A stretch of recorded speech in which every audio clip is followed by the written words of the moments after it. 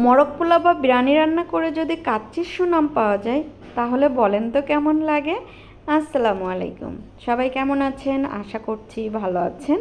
এটা ছিল বাবু আসার আগে, বাবুর জন্য আমি মোরগ পোলাও রান্না করার একটু চেষ্টা করছিলাম। আমি আসলে পারি না, এটা ছিল এমনি রান্না করার জন্য গোশ কুটে রেখেছিলাম। তো সেই গোশ দিয়েই রান্না করার চেষ্টা করছি, একটু বড় বড় সাইজ, যেহেতু এটা ছিল ফার্মের মুরগি। আর এই মুরগিটা আমি একটু হলুদ আর লবণ দিয়ে সুন্দর করে মাখিয়ে নিয়ে কিছুক্ষণ রেখে দিয়েছিলাম। তারপরে এই যেভাবে আসলে রোস্ট ভাজি করে নিতে হয় সেভাবে হালকা করে ভাজি করে নিচ্ছি।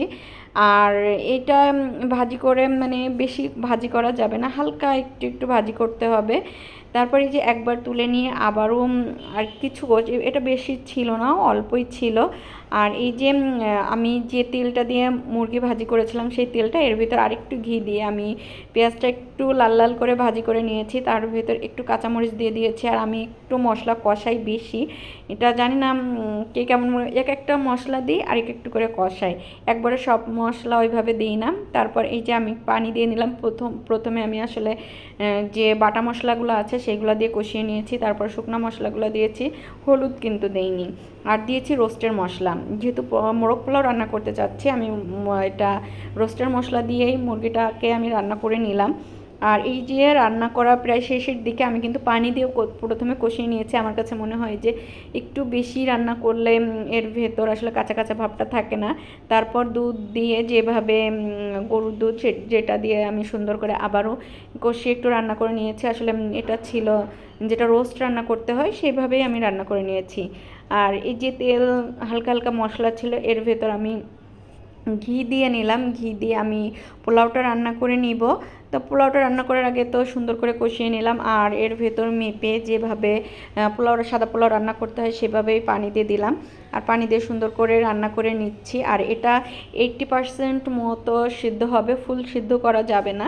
এটা আমি 80% সিদ্ধ করে নিয়েছি। আর এই যে এটা ছড়িয়ে নিচ্ছি। তারপর কিছু পরিমাণ পোলাও তুলে নিয়ে আমি এটা তিনটা লেভেল করব।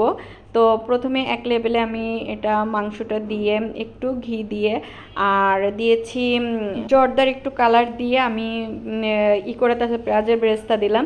তারপর আরেক লেয়ার পোলাওটা দিয়ে তার উপরে কিছু পরিমাণ গোশ ছিল, বললাম না যে বেশি গোশ ছিল না ফ্রিজে।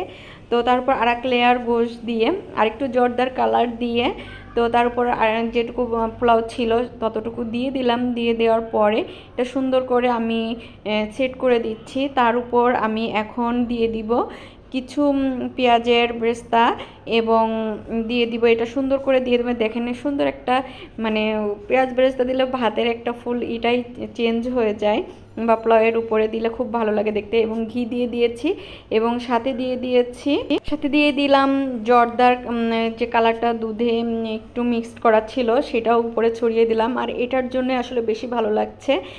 আর এই যে আমার লাস্ট যে স্টেপটা ছিল, তারপর আমি কিছুক্ষণ 20 মিনিট মতো হালকা আঁচে চুলার উপর রেখে দিয়েছিলাম। এই যে রান্না কমপ্লিট। এত সুন্দর হয়েছিল খেতে। তো নাইমার বাবা খেয়ে বলছে কি যে এটা নাকি ফুল কাচ্চির মতো হয়েছে। তো আমি ভাবছি যে আমাকে মনে হয় এমনি ইমপ্রেস করার জন্য বলছে, কিন্তু আমি স্কুলে নিয়ে গিয়েছিলাম, আমার যে টিচাররা খেয়েছিল তারাও বলেছে যে এটা সত্যিই নাকি কাচ্চির মতো হয়েছিল, অনেক সুন্দর হয়েছিল রান্না। তো এরকম যদি মোরগ পোলাও রান্না করে যদি কাচ্চির রান্নার সুনাম পাওয়া যায় একজন রাঁধুনি হিসেবে কেমন লাগে বলেন তো? খুবই ভালো লাগে, আমারও খুবই ভালো লাগছিল। এবং আমার মনে হচ্ছিল যে না, আমি পারি, কারণ আমি আসলে রান্না ওইভাবে পারি না। তারপরেও কেউ যদি সুনাম করে কোনো রান্নার, অনেক ভালো লাগে। আর এমনিতেও মজা হয়েছিল। ফুল প্লেট শেষ। আজ তবে এ পর্যন্ত, সবাই ভালো থাকবেন। আসসালামু আলাইকুম।